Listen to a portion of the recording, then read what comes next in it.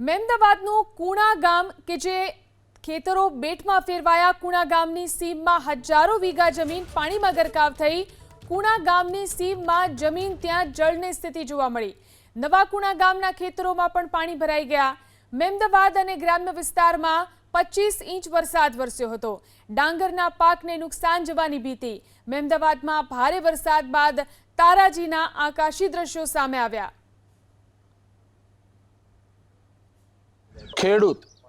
ખેડૂત એટલે જગતનો તાત, અને આ જગતના તાત ઉપર જગતનો નાથ જ્યારે રિસાય છે ત્યારે કેવા દ્રશ્યો હોય છે એ બતાવવા માંગીશ। અત્યારે આપણે છીએ મહેમદાવાદ તાલુકાના કુણા ગામ, અને કુણા ગામનો સીમ વિસ્તાર છે। અહીં આગળની હજારો વીઘા એટલે કે તમારી નજર જ્યાં સુધી પહોંચે ને ત્યાં સુધી જમીન જ જમીન છે ખેડૂતની, પરંતુ એ અત્યારે એ નજર તમને જે જમીન નથી દેખાતી, પરંતુ જ્યાં સુધી નજર પહોંચે ત્યાં સુધી માત્ર ને માત્ર પાણી જ પાણી। અહીં આગળ 5-5 ફૂટ જેટલા પાણી ભરાયા છે, અને અહીં આગળનો જે ખેડૂત છે તે હેરાન થઈ રહ્યો છે। આપણી સાથે ખેડૂત છે, તેમની સાથે જ વાત કરીશું। શું નામ છે તમારું? મારું નામ મહેશભાઈ વાઘેલા। મહેશભાઈ, એ કહો કે આ કયો વિસ્તાર છે અને અહીં આગળની પરિસ્થિતિ શું છે?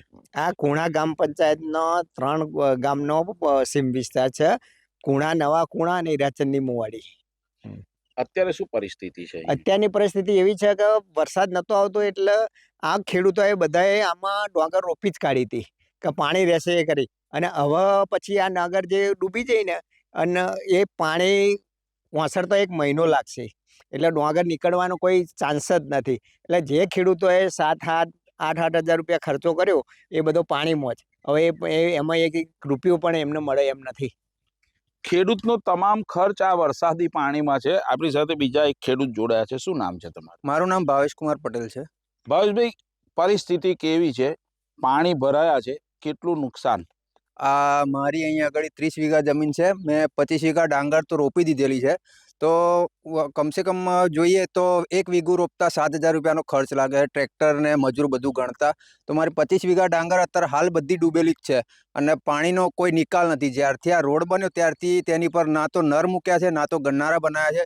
એના કારણે આ પાણીનો નિકાલ નથી, અને આ મારે 1 વર્ષનું નથી, મારે દર વર્ષે આ પાણી ભરાય છે। મારે ગઈ સાલ પણ જે વરસાદ હતો એ ટાઈમે પણ મારે એવું થતું કે બધી ડાંગર મારી બોરણ ગઈ હતી।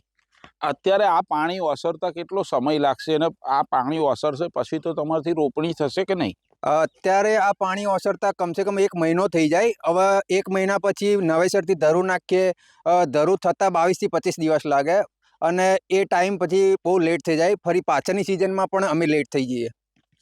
કહી શકાય કે દિવાળી જે આવતી હોય છે, અને દિવાળી પર આ જ ખેડૂતો પોતાનો પાક એટલે કે ડાંગર વેચી અને દિવાળી કરતા હોય છે, પરંતુ અત્યારે તો દિવાળી નહીં, દેવાળું છે।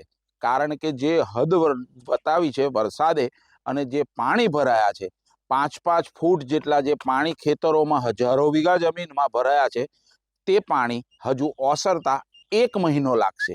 એટલે ચોક્કસથી આ ખેડૂત અહીં આગળનો આ સિઝન માટે તો ચોક્કસ પાયમાલ થયો છે। જલ્પેશ પટેલ, ABP અસ્મિતા, મહેમદાવાદ।